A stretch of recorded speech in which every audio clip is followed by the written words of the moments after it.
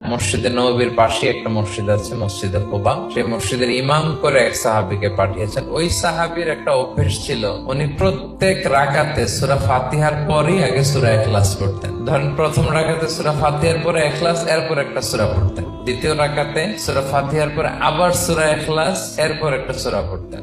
এইটাই ওনার স্বভাব। প্রত্যেক নামাজে যদি কোন ইমাম সাহেব শুধু সূরা ইখলাস পড়ে, একটু খারাপ লাগবে না আমাদের? ওনার মুসল্লিদেরও তাই লেগেছে। ওনারা জিজ্ঞেস করলেন, তুমি এটা কেন করো? এরকম না করে স্বাভাবিক ভাবে পড়ো। তো উনি বললেন, না, আমি এইভাবেই পড়বো। তো তারা যে রাসূল সাল্লাল্লাহু আলাইহি ওয়াসাল্লামের কাছে বিচার দিল যে, রাসূলুল্লাহ, দেখেন, একজন ইমাম আপনি আমাদের জন্য নির্ধারণ করেছেন, উনি প্রত্যেক রাকাতে সূরা ইখলাস পড়ে। তো রাসূল সাল্লাল্লাহু আলাইহি ওয়াসাল্লাম তাকে ডাকলেন, ডেকে বললেন, ঘটনা কি? তুমি নাকি এরকম করো? সে বলতেছে, ইয়া রাসূলুল্লাহ, হ্যাঁ, আমি আসলে এমনটা করি। কারণ এই সূরার ভেতরে আল্লাহর পরিচয় মেলে, আল্লাহর পরিচয় পাওয়া যায়, যেন সূরাটাকে আমি বড্ড ভালোবাসি। রাসূল সাল্লাল্লাহু আলাইহি ওয়াসাল্লাম বললেন, ঠিক আছে, তোমার অভ্যাসের পরিবর্তন করার দরকার নেই। এই সূরার প্রতি তোমার এই ভালোবাসাই তোমাকে জান্নাতে প্রবেশ করাবে। তুমি যেমনি আল্লাহর পরিচয় থাকার কারণে সূরাটাকে ভালোবাসো, আল্লাহ জানিয়েছেন যেন তোমাকে জানাই, আল্লাহ তোমাকে ভালোবাসে।